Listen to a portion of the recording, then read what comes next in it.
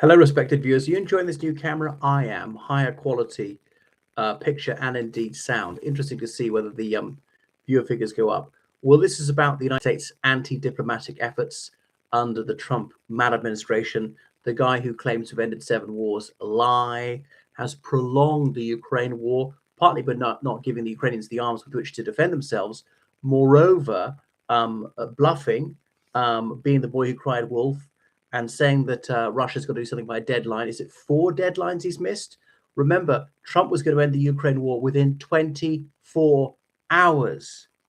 How many months are we on now? I mean, how many thousands of hours is that? So a massive liar, and it underscores just how stupid some people are who still trust him. A bit like how stupid some people who trust Putin are.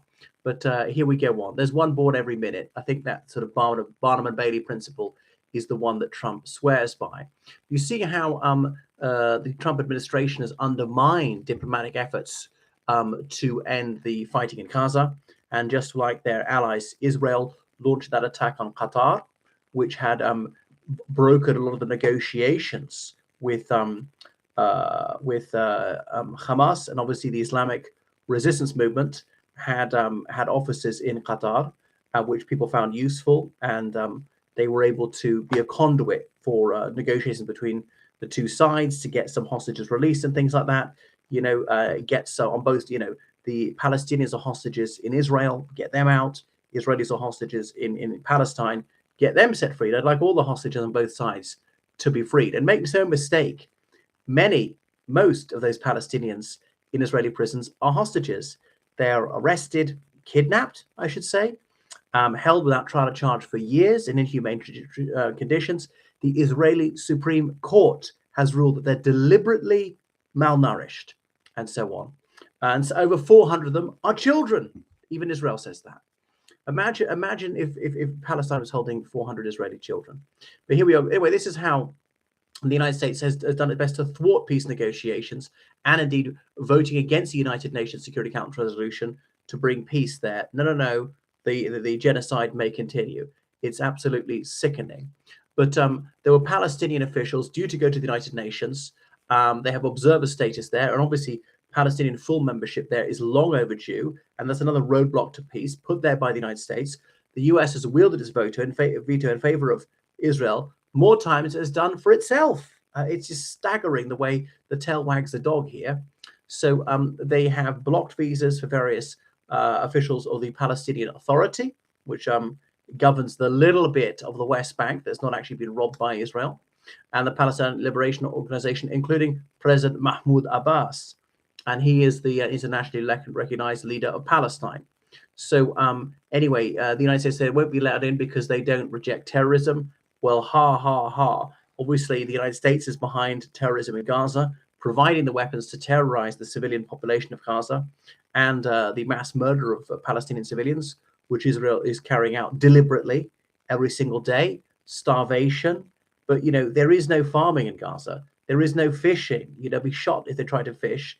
And the only way they can get food is brought in by Israel. And all right, there's one crossing point from Egypt. And I blame the Egyptian government as well. So that they're going to starve, aren't they? That's quite purpose. But it's been going back decades.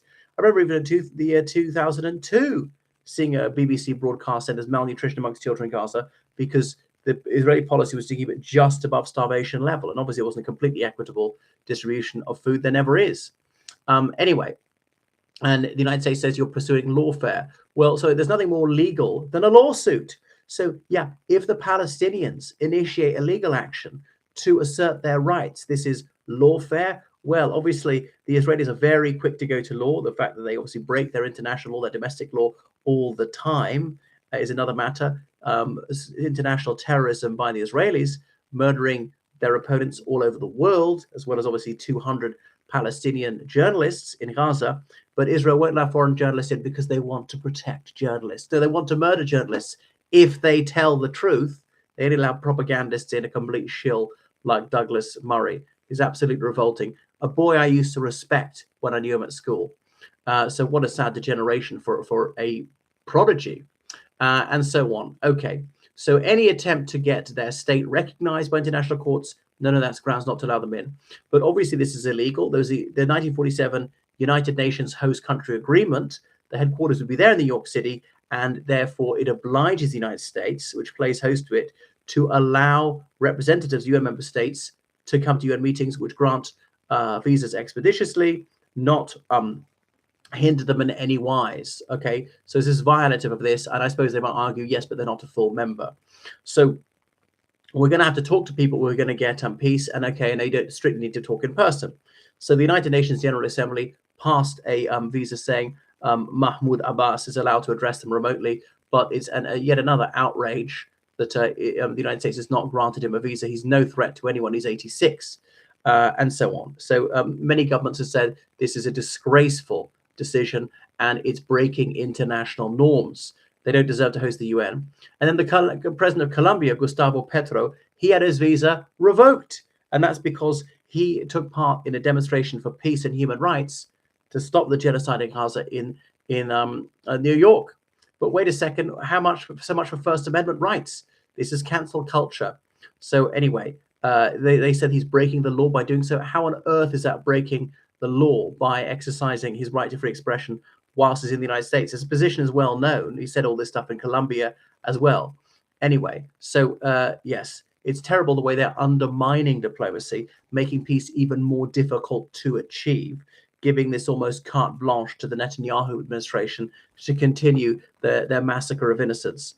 Well, it's revolting. Sadly, it's unsurprising. There is very little justice in the world. When will these people ever face an international tribunal? So Netanyahu wants to protract the war, partly because otherwise the coalition will crumble. His trial for corruption can't be delayed indefinitely. There have already been a few hearings and so forth. And also people say, let's cast our minds back to 7th of October. You had multiple warnings from Shin Bet, for your military, even from other parties like the United States, that you disregarded. Did you want this attack to happen? You're blaming all on Hamas, but you bear some responsibility. You, Minister of Security, that you were caught napping. You deliberately lowered the guard. All these hundreds of people were killed. Okay, killed by Hamas. But wait a second, you let them do it because you wanted this war to achieve your ultimate goal, which was to drive all the Gazans out of Gaza, those who haven't been killed, and to rob that area as well.